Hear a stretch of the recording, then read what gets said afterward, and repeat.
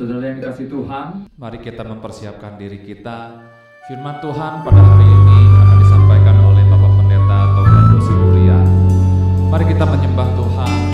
Ada satu lagu yang baru yang saya suka, mengatakan firman-Mu Tuhan adalah pelita bagi hidup kita, terang bagi jalan kita, dan Yesuslah adalah firman itu sendiri. Yesus Engkaulah, Kau ciptakan segala sesuatu dengan firman-Mu. Engkaulah terang yang datang ke dalam dunia, firman yang menjadi manusia. Engkau berfirman, Kau berfirman dan aku percaya. Dan aku pun hidup di dalam firman-Mu. Firman-Mu Tuhan, Firman-Mu Tuhan, pelita bagi kami dan terang bagi jalan. Jadikan ini satu doa kita di hadapan Tuhan, satu pengakuan kita. Kau adalah firman itu sendiri Tuhan. Haleluya. Yesus Engkaulah firman, Kau ciptakan segala sesuatu dengan firman-Mu. Engkaulah terang Yang datang ke dalam dunia, firman yang menjadi manusia. Engkau berfirman dan aku percaya, dan aku pun hidup di dalam firman Tuhan, berita bagi kami dan terang bagi kami.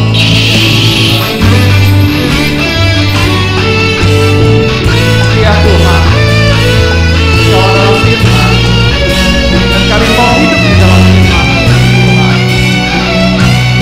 Haleluya. Segala kemuliaan para anak domba.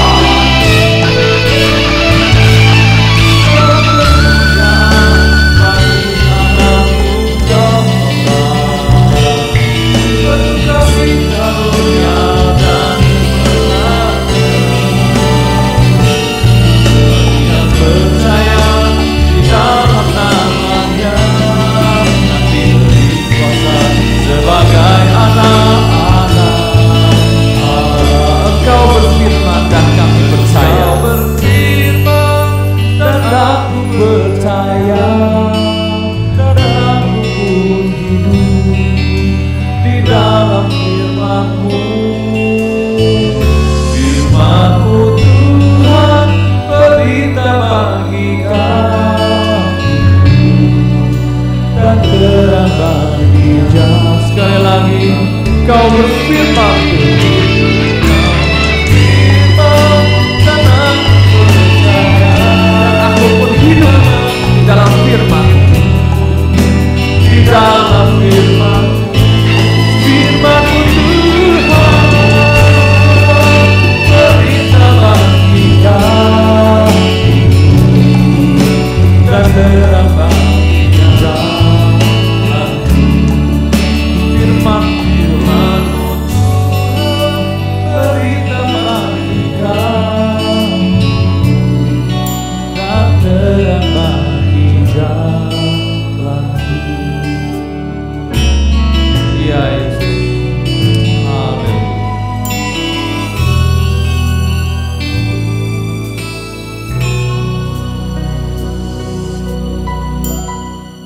Tuhan Yesus, kami mohon pertolongan-Mu Tuhan. Berkatilah Tuhan apa yang kami lakukan sebentar. Tuhan menolong hamba-Mu, Tuhan menolongkan seluruh jemaat, pendengar, dan juga anak-anak-Mu dimanapun. Berkatilah Tuhan pada kali ini. Demi Yesus Kristus Tuhan kami. Amin. Shalom saudaraku yang dikasih Tuhan, kali ini kita bersama-sama untuk merenungkan firman Tuhan, mendalami beberapa hal untuk kehidupan rohani kita. Saudara yang dikasih Tuhan, kali ini kita akan melihat pasal yang keempat dari Yohanes, ketika seorang perempuan Samaria yang bertemu dengan Tuhan kita, terjadi percakapan begitu panjang di situ, kira-kira lebih dari 24 bahkan sampai 30 ayat di situ. Melihat itu bagaimana Tuhan mengajarkan sesuatu. Kali ini kita akan menekankan bagaimana itu beribadah itu atau menyembah Dia itu di dalam roh dan kebenaran. Ini sangat penting karena beberapa hal kita berada di rumah, kita kali ini tidak pergi ke gereja lagi, ke gedung gereja maksudnya. Ini suatu hal yang mungkin akan membuat kita susah karena kebiasaan pergi ke gereja. Kali ini kita harus dari rumah. Tidak ada salahnya, tidak ada dosanya di situ sebenarnya. Karena pada prinsipnya memang harusnya demikian. Tapi kenyataannya itu kekristenan dengan iman Kristennya sudah menjadi agama, sebuah menjadi tata cara, sudah menjadi satu aturan baku, sempit, bahkan itu aturan yang kaku, sehingga bisa itu menghukum juga, bisa menolak juga dan sebagainya itu. Saudara yang dikasih Tuhan, kalau dulu saya pernah pergi suatu saat ke gereja dengan keluarga kami itu agak mau telat sedikit, kita emang sudah buru-buru cepat itu, lalu sampai di pintu itu teng, lalu pendeta tuh naik ke mimbar lalu stop itu semua, tidak boleh ada yang masuk, sudah mau di ini aja udah didorong gini ya, pintunya ditutup begitu. Saudara-saudara, itu menyakitkan sama sekali, itu menyedihkan sama sekali. Kita datang begitu berat itu kalau ke dalam suasana untuk mau menyembah Tuhan, mau beribadah pada hari Minggu. Karena mulai dari rumah, dari jalan, masuk tangga, sampai di depan ruangan sanctuary itu juga itu masih banyak tantangan itu. Sehingga ditolak begitu dengan nanti dulu, tenang dulu. Ada yang mau berkata-kata itu. Mungkin pada waktu itu memang foto begitu. Itu aturannya sedemikian sulit, sedemikian ketat, sedemikian kaku sehingga kami merasa tertolak. Akhirnya itu kami pergi dari situ untuk melihat kemungkinan lain di tempat lain, bergereja lain. Saudara-saudara, gereja begitu kaku. Saya tidak tahu sedemikian itu. Sehingga kalau kita belajar lagi dari apa yang dikatakan oleh perempuan itu menyatakan demikian. Nenek moyang kami menyembah di atas gunung, tetapi kamu katakan di Yerusalemlah tempat orang menyembah. Ini suasana, ini situasi yang memang agama lakukan itu.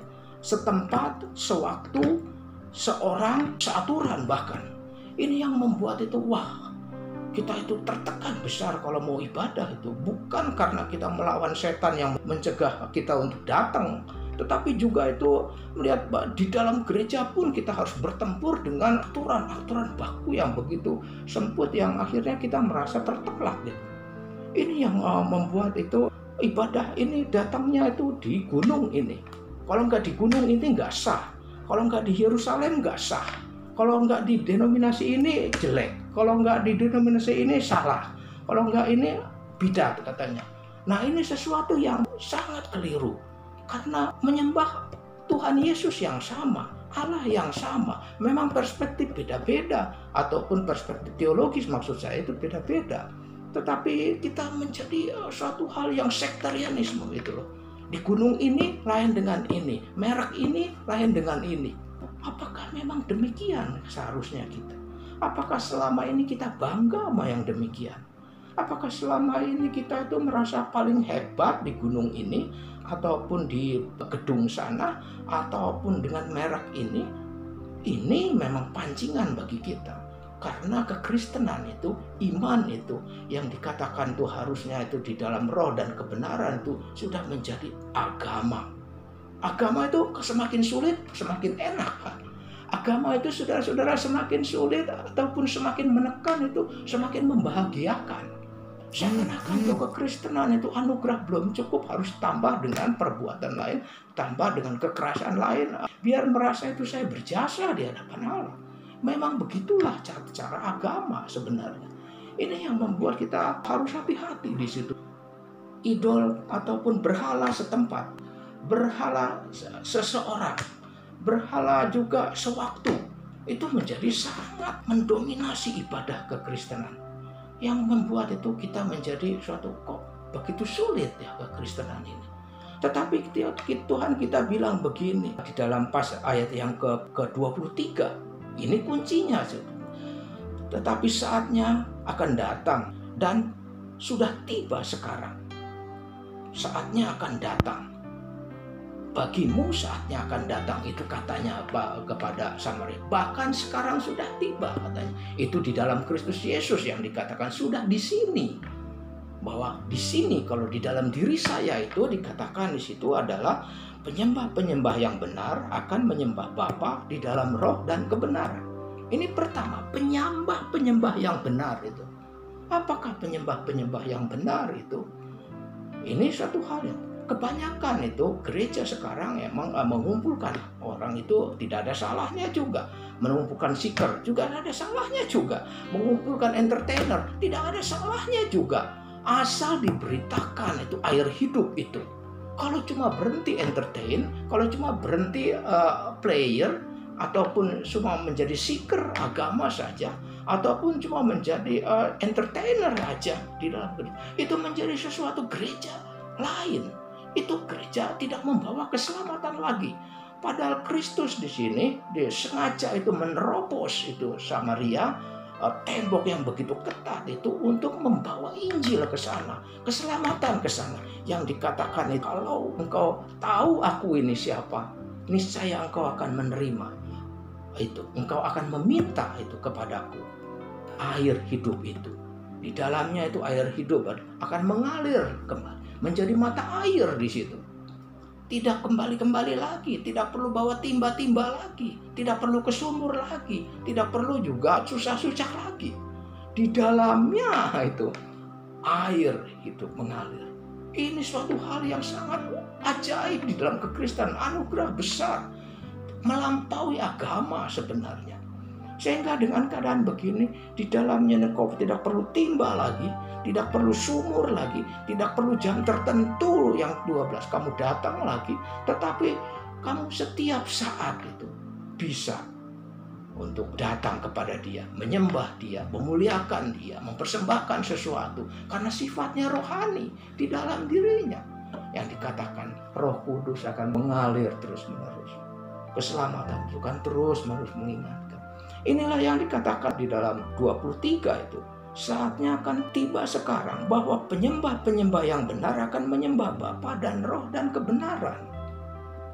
Apakah yang dimaksud dengan menyembah dalam roh dan kebenaran? Apakah dengan bahasa roh katanya itu ya, bahasa lidah, ataupun dengan bergidiklah nyanyinya itu begitu, wah ngeroh kita ini udah. Bukan. Menyembah di dalam roh adalah menyembah di dalam air hidup, di dalam keselamatan itu, di dalam iman itu, di dalam air yang mengalir itu. Itu sifatnya rohani di situ. Antara relasi roh dengan roh, bukan transaksional antara timba dengan air, timba dengan minum, yang habis itu jadi haus lagi. Allah kita adalah Allah yang relasional, bukan Allah yang transaksional. Sehingga kita tidak perlu lagi ada pahala, ada beri, ada ini ya, take and give itu datang ke gereja begitu. Tidak usah lagi. Dikatakan itu dalam roh dan kebenaran. Rohnya gimana? Allah yang relasional itu, yang tidak transaksional itu, bisa dihubungi dan hanya bisa dihubungi di dalam iman. Iman adalah sesuatu yang rohani. Di dalam firman Tuhan. Firman Tuhan pemberitaannya sesuatu yang rohani, itu maksud Allah. Juga di dalam Roh Kudus, di dalam kebenaran ilahi dari Bapa di sorga yang diberitakan, yang dibaca dan sebagainya. Inilah yang dikatakan yang rohani di situ, berdasarkan air hidup itu. Yang kedua itu dalam kebenaran. Itu artinya karena kebenaran di sini adalah memakai dikaiosune di sini, berbeda dengan aletheia di dalam Grekanya. Dikaiosune adalah sesuatu yang sifatnya sikap hati, terdalam, tetap di dalam sikap pikiran, di sikap hati, di dalam kejujuran, kebaikan, keadilan, tidak ada kebencian, tidak ada juga iri hati, tidak ada persaingan. Hatinya, sikapnya baik, bukan sekedar doktrinnya yang baik. Kalau aletheia itu adalah suatu doktrinnya yang baik, proposisinya yang benar, sistemnya yang baik. sangat logik. Bukan. Di sini roh dan kebenaran dua-duanya itu dari dalam, yang bersifat itu rohani, bukan jasmania. Kalau sekedar jasmania itu tidak perlu air mengalir di dalam dirimu, tidak perlu mata air yang terus menerus. Bawa aja timba terus, pancing aja timba terus, datang ada jam 12 terus dan sebagainya. Itu yang akan diberi pahala. Tetapi itu tidak benar. Itu tidak benar sama sekali kalau itu dilakukan secara jasmani. Karena Allah kita adalah relasional, karena dia seorang Bapa. Bapa kepada kita. Itu bukan yang jauh, sangat dekat sekali. Sehingga itu Bapa membutuhkan, memerlukan, ataupun mengharuskan penyembah yang demikian. Menyembah di dalam roh dan kebenaran. Karena dia Bapa. Nggak perlu teriak-teriak, nggak perlu susah-susah, nggak perlu hebat, datang dengan hati. Dulu pernah Tuhan kita mengajarkan suatu perumpamaan, ada 2 orang datang ke bait Allah itu. Satu orang hebat, puasanya rajin, ibadahnya, persembahannya. Tapi yang satu itu dari jauh, yang satu itu dekat karena memang rajin. Tapi yang satu, Tuhan ampunilah saya. Kita tahu relasional itu gimana. Ketika dia pulang itu, coba siapa yang berelasi dengan Bapa dalam doanya pada waktu dia datang. Itu orang yang cukai itu. Orang yang merasa diri hatinya itu hancur. Cuma hati yang hancur bisa berelasi dengan Allah Bapa. Itulah penyembah yang benar. Menyembah dalam iman, dalam roh, dan dalam kebenaran. Inilah yang dikatakan penyembah-penyembah demikianlah Allah menghendaki. Ayat 24 dikatakan Allah itu adalah roh, barang siapa menyembah dia harus menyembah dalam roh dan kebenaran. Karena Allah kita roh. Walaupun kita memanggil dia dengan Bapa, tetapi dia roh. Dia imateri. Dia tidak bisa dipuaskan dengan jasmania. Dia tidak bisa dipuaskan dengan materi kita.